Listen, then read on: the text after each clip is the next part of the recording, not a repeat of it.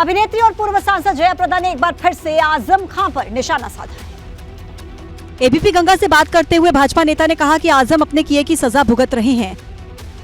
40 सालों में ऐसा हुआ कि विधानसभा में आजम खान नहीं, ना उनका परिवार है, कोई नहीं। इन्होंने जो कर्म किया है उसका तो यही उनका जो है भुगतने का है। जया प्रदा यहीं नहीं रुकी, उन्होंने आजम खान के बेटे अब्दुल्ला आजम की सीट पर होने वाले उपचुनाव के बारे में भी भविष्यवाणी कर दी। जरूर बीजेपी जीतेगी। हालांकि जया प्रदा ने ये साफ नहीं किया कि इस बार विधानसभा सीट पर होने वाले उपचुनाव में भारतीय जनता पार्टी किसे उम्मीदवार बनाने वाली है। दरअसल मुरादाबाद की एमपी एमएलए कोर्ट ने 15 साल पुराने छजलेट प्रकरण में इसी महीने आजम खान और उनके बेटे अब्दुल्ला आजम को 2-2 साल की सजा सुनाई थी। 2 साल की सजा सुनाए जाने की वजह से अब्दुल्ला आजम को अयोग्य घोषित करार दिया गया और उनकी विधायकी चली गई। अब अब्दुल्ला आजम की स्वार सीट पर 6 महीने के अंदर उपचुनाव कराया जाएगा। 2019 में लोकसभा का चुनाव जीतने के बाद आजम खान के स्वागत में मुरादाबाद के सपा सांसद डॉक्टर एसटी हसन ने कटघर क्षेत्र में सम्मान सभा आयोजित की थी। आरोप है कि इसी सभा में आजम खान ने जया प्रदा पर अभद्र टिप्पणी की थी। राम मंदिर निर्माण के लिए नेपाल के अलावा अलग अलग तरह के कुल 9 पत्थर अयोध्या पहुंच चुके हैं, जिससे श्री राम जन्मभूमि तीर्थ क्षेत्र ट्रस्ट में भ्रम की स्थिति पैदा हो गई है कि किस पत्थर से रामलला की मूर्ति बनेगी। दरअसल नेपाल से आई 2 शिलाओं के अलावा कर्नाटक से भी 2 बड़े पत्थर राम कार सेवकपुरम पहुंच चुके हैं। राजस्थान से भी 3 पत्थर अयोध्या पहुंच चुके हैं। आने वाले कुछ दिनों में राजस्थान से ही एक और शिलाखंड अयोध्या पहुंचने वाला है, तो दक्षिण भारत से ही एक और शिलाखंड अयोध्या पहुंचने की उम्मीद है। ऐसे में किस पत्थर से रामलला की मूर्ति का निर्माण होगा, ये अभी भी तय नहीं हुआ है। ऐसे में श्री राम जन्मभूमि तीर्थ क्षेत्र ट्रस्ट ने इसका फैसला मूर्तिकारों पर छोड़ दिया है, जिसके लिए कर्नाटक, उड़ीसा और राजस्थान से जयपुर से मूर्ति कलाकार बुलाए जा रहे हैं। मूर्तिकार तय करेंगे कौन कितने हैं उनकी संख्या। अभी एक मूर्तिकार कर्नाटक के हैं, एक उड़ीसा के हैं, कम से कम 2 लोग जयपुर के हैं। श्री राम जन्मभूमि परिसर में रामलला की मूर्ति को लेकर भले ही संशय की स्थिति हो, लेकिन ये साफ हो चुका है कि रामलला का स्थायी मंदिर जनवरी 2024 में खोल दिया जाएगा। उसके पहले इसी साल अक्टूबर महीने तक मंदिर का प्रथम तल बन के तैयार हो जाएगा।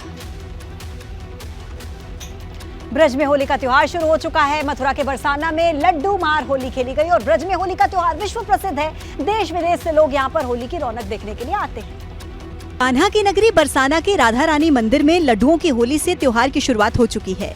कहा जाता है कि नंदगांव से होली खेलने के लिए बरसाना आने का आमंत्रण स्वीकारने की परंपरा इस होली से जुड़ी हुई है, जिसका आज भी पालन किया जा रहा है।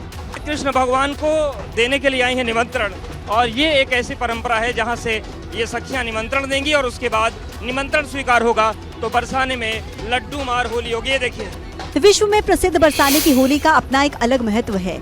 कान्हा की नगरी में होलियारे होली के त्योहार को बड़े ही उल्लास के साथ मनाते दिखे। बरसाने की होली अपने आप में महत्वपूर्ण है, और आप जब होली के होलाष्टक की बात करते हैं तो उस दौर क्या छटा होती है, उस दौर में क्या रंग होता है, वो किसी से छिपा नहीं है। रंग बिरंगे गुलाल, ढोल नगाड़े के साथ होलियारे नाचते झूमते नजर आए। मान्यता है कि इस तरह होली खेलने से रिश्तों में प्रेम और मिठास बढ़ती है। लड्डू होली के अगले दिन यानी कि 28 फरवरी को बरसाना में लठमार होली खेली जाएगी।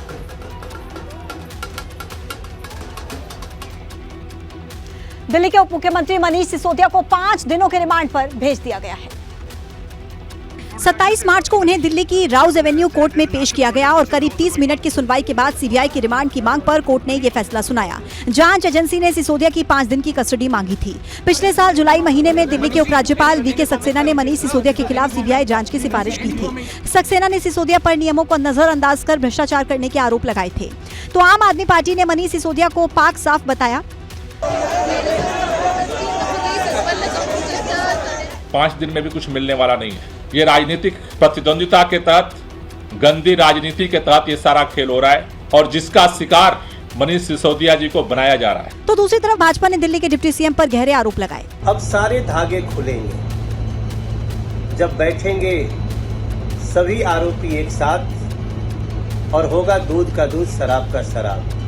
मनीष सिसोदिया को रिमांड में लेने से पहले आम आदमी पार्टी ने सिसोदिया की गिरफ्तारी का विरोध प्रदर्शन कर देश भर में धरना दिया और भाजपा मुख्यालयों का घेराव भी किया।